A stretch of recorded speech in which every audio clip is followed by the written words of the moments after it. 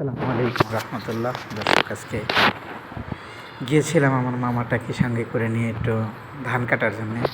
আমি তাকে বললাম, মামা তুমি ধান কাটিও না। সে বলতেছে, না মামা তুমি বসে থাকো, আমি ধান কাটি। আসলে ছেলেটি এমন যে বিশেষ করে এই কাজগুলো তার কাছে খুব প্রিয়। তাকে সাথে নিয়ে যদি ঘোরাফেরা করি, কৃষিকাজগুলো করি, তার খুব ভালো লাগে। কিন্তু যদি বলি মামা চলো আজকে তোমাকে পড়াশোনার জন্য নিয়ে যাব, তাহলে তার মাথা গরম।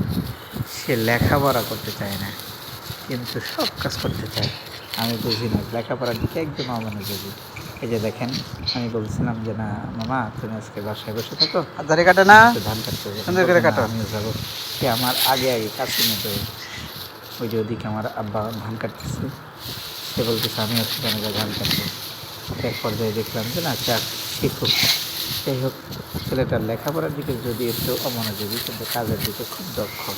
আমি সকলের কাছে দোয়া চাই আল্লাহ যেন তাকে লেখাপড়ায় পারদর্শী করে দেয়, এবং তাকে নিয়ে যে আশাটা তার আম্মা আব্বা করেছে, আমার বোন ভগ্নিপতি করেছে, আল্লাহ যেন তাদের মনের আশা পূর্ণ করে। আসলে এই মেধা অনেক সুন্দর মেধা। কয়টি কাটলেন আপনি? পরে একবার বলে দেয় তাই পারে। হ্যাঁ, একটা ভালো মেধা সম্পন্ন, আপনি এবং তাকে নিয়ে আপনি বড় কয়টি কাটছেন?